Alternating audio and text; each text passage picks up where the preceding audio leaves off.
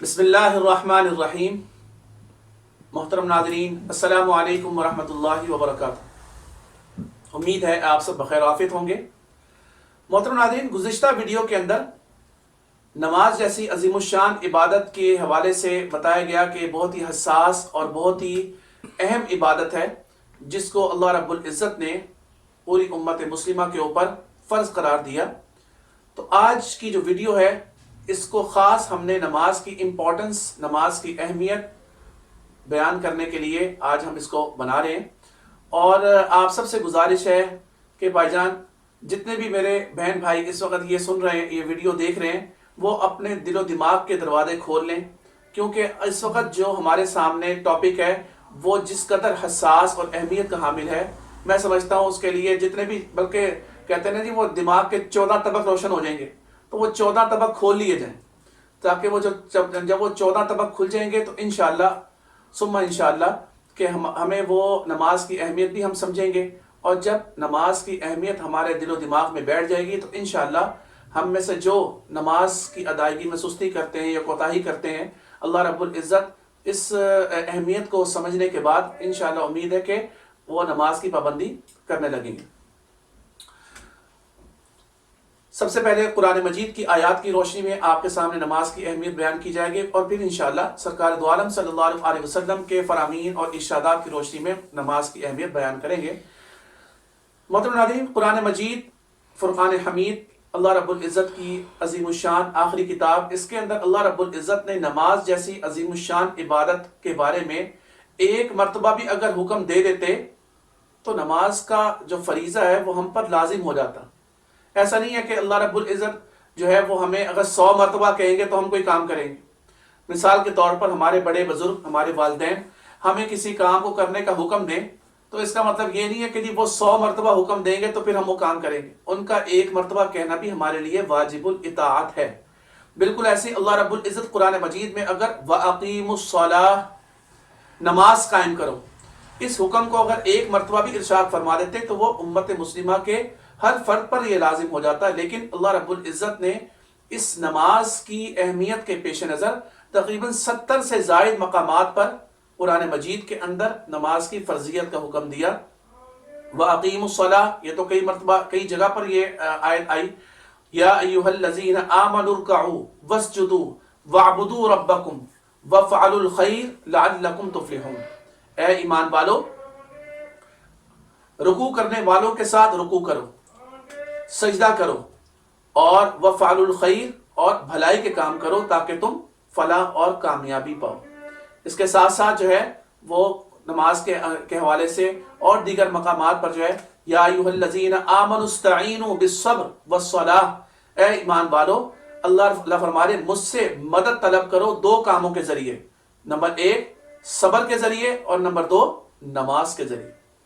تو محترم ناظرین، نماز جو ہے یہ در حقیقت اس کی مثال میں ایسے ہی ہے کہ بعض دفعہ ایسا ہوتا ہے کہ انسان اپنے دل کی بات، اپنے کوئی راز والی بات اپنے کسی دوست کو، اپنے کسی بھائی کو، کسی عزیز کو بتا رہا ہوتا ہے تو اس کے کان میں بتاتا ہے، سرگوشی کر رہا ہوتا ہے، اس کے کان میں بتاتا ہے تاکہ اس کے یہ بات کسی اور کو نہ پتہ چل جائے۔ تو محترم ناظرین، یہ جو نماز ہے نا، اس نماز کی حیثیت ایسی ہی ہے جیسا کہ ہم اللہ تعالیٰ سے سرگوشی کر رہے ہیں، اللہ تعالیٰ کے کان میں بات کر رہے ہیں، اپنے دل کی بات اللہ تعالیٰ سے کر رہے ہیں، اپنے راز کی بات اللہ تعالیٰ سے کر رہے ہیں۔ اور یاد رہے، اللہ تعالیٰ کی ذات وہ ذات ہے جو راز، ہمارے رازوں کو دوسروں کے سامنے ظاہر نہیں کرتی۔ اللہ تعالیٰ ہی وہ ذات ہے، جب ہم اس کے سامنے اپنی پریشانی رکھیں گے تو انشاءاللہ اللہ رب العزت ہماری پریشانیوں کو فوراً سے دور کر دیں گے۔ اور ایک اور جگہ فرمایا ان الصلاۃ تنہا عن الفحشاء والمنکر، بے شک نماز بے حیائی اور برے کاموں سے روکتی ہے۔ تو محترم ناظرین، آیات تو بہت ساری ہیں، لیکن یہ وہ آیات ہیں جن کے اندر اللہ رب العزت نے واضح الفاظ میں فرما دیا کہ نماز کا کیا مقام اور کیا رتبہ ہے اور کیا اس کا درجہ ہے۔ سرکار دو عالم صلی اللہ علیہ وسلم کی زندگی کا ہم مطالعہ کرتے ہیں تو حضور پاک صلی اللہ علیہ وسلم فرماتے ہیں کہ الصلاۃ عماد الدین، نماز دین کا ستون ہے۔ جس طریقے سے جب بڑی کوئی بلڈنگ بنائی جاتی ہے تو اس میں ستون بنائے جاتے ہیں، پلرز بنائے جاتے ہیں تاکہ اس بلڈنگ کو، اس عمارت کو مضبوط کیا جائے، مضبوط سے مضبوط تر بنایا جائے۔ تو نماز کی حیثیت دین کے اندر ایک ستون کی ہے. جتنی زیادہ پابندی کے ساتھ ہم نماز پڑھیں گے تو ہمارے دین کی عمارت بھی مضبوط ہوگی. تو فرمایا نماز دین کا ستون ہے، جس نے اس کو قائم کیا گویا اس نے دین کی عمارت کو قائم کیا، اور جس نے اس کو ڈھا دیا یعنی ترک کر دیا گویا اس نے دین کی عمارت کو بھی ڈھا دیا، یعنی دین کی عمارت کو کمزور بنا دیا.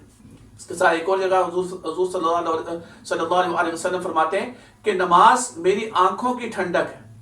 نماز جو ہے وہ مومن کی معراج ہے. اور اس کے ساتھ ساتھ آقا دو جہاں صلی اللہ علیہ وسلم فرماتے ہیں کہ نماز جو ہے وہ کافر اور مسلمان کے درمیان فرق کرنے والی. من ترک الصلاۃ متعمدا فقد کفر، جس نے جان بوجھ کر نماز کو ترک کر دیا اس نے کفر والا یعنی کافروں والا کام کیا. ایک روایت میں تو فرمایا وہ کافر ہو گیا، لیکن علماء فرماتے ہیں کہ یہاں پر جو فقط کفرہ کے الفاظ ہیں اس نے کافروں والا کام کیا، کیونکہ کافر نماز نہیں پڑھتا، تو اس نے اگر نماز ترک کی جان بوجھ کر تو اس کا مطلب اس نے کفر والا کام کیا. اور آخر میں جو اس کی فضیلت اور اہمیت آپ کے سامنے رکھ رہا ہوں وہ یہ کہ نماز جو ہے یہ ایک ایسی عبادت ہے کہ جب ہم قیامت کے دن اللہ رب العزت کے سامنے حاضر ہوں گے تو اللہ رب العزت سب سے پہلا سوال ہم سے نماز سے متعلق ہی کریں گے. اور جب ایک قرآن مجید کے اندر ایک منظر کھینچا، آخر میں زیادہ وقت نہیں لوں گا آپ کا، تھوڑا سی ایک چند آیات آپ کے سامنے بیان کروں گا جس کے اندر ایک مکالمہ ہے، ایک ڈسکشن ہے.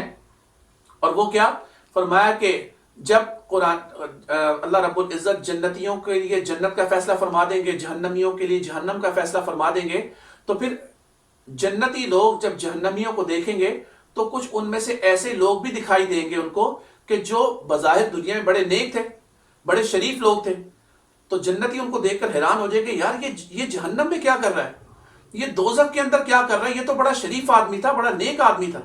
تو قرآن مجید اس کا نقشہ یوں کھینچتا ہے، ما سلککم فی سقر، جنتی جہنمیوں سے پوچھیں گے کہ بھئی تم جہنم میں کیسے، تم نے کون سا ایسا گناہ کیا کہ آج تم جہنم کا ایندھن بنے ہوئے ہو. اس پر جہنمی جو ہے وہ کوئی ٹال مٹول نہیں کریں گے، آئیں بائیں شائیں نہیں کریں گے اور یار یہ ہو گیا تھا فلانا ہو گیا تھا، ایسا کچھ نہیں ہوگا. وہ کہیں گے جی لم نکو من المصلین، ہم نماز نہیں پڑھتے، ہم نماز نہیں پڑھتے تھے. تو اس لیے اللہ رب العزت نے ہمیں جہنم کا ایندھن بنا دیا اور جہنم کے اندر ہمیں قید کر دیا. اور قرآن مجید کی اندر اللہ رب العزت نے فرما دیا، کامیاب لوگوں کی نشانی بتا دی. کامیاب، قد افلح المؤمنون، مؤمنین کامیاب ہو گئے. کیوں کامیاب ہو گئے؟ الذین هم فی صلاتہم خاشعون، وہ اپنی نمازیں اللہ رب العزت کے خوف کو اپنے دل میں رکھتے ہوئے پڑھتے ہیں، اپنی نمازوں کی حفاظت کرتے ہیں اور اپنی نمازوں کے اندر کسی بھی قسم کی کوئی کوتاہی نہیں کرتے. اللہ رب العزت سے دعا ہے کہ اللہ رب العزت مجھے، آپ کو، پوری امت مسلمہ کو 5 وقت کا نمازی بنائے، اور اللہ رب العزت اس نماز کی اہمیت ہمارے اندر، ہمارے دل و دماغ میں اس طرح پیوست کر دے کہ کوئی نماز بھی ہماری ضائع نہ ہو، کوئی نماز بھی ہماری نہ چھوٹے. اللہ رب العزت عمل کی توفیق عطا فرمائے. محترم ناظرین، اب اسی نماز سے متعلق شرائط، فرائض، اس کے واجبات، اس کی ویڈیوز انشاءاللہ اپلوڈ ہوں گی. تو آپ سب سے گزارش ہے کہ اس چینل کو سبسکرائب کر لیں تاکہ آپ سے کوئی ویڈیو بھی چھوٹنے نہ پائے. اور کیونکہ جب بیچ میں گیپ آ جائے گا، ویڈیو آپ سے سکپ ہو جائیں گی، تو اس بات کا اندیشہ ہے کہ وہ جو ایک سلسلہ ہم نے شروع کیا ہے اس کا فائدہ تامہ مکمل آپ کو جو نفع ہونا چاہیے وہ نہیں ہو سکے گا. اللہ تعالیٰ آپ سب سے راضی ہو جائے اور اللہ تعالیٰ ہم سب کو نماز کی توفیق عطا فرمائے. وآخر دعوانا ان الحمد للہ رب العالمین.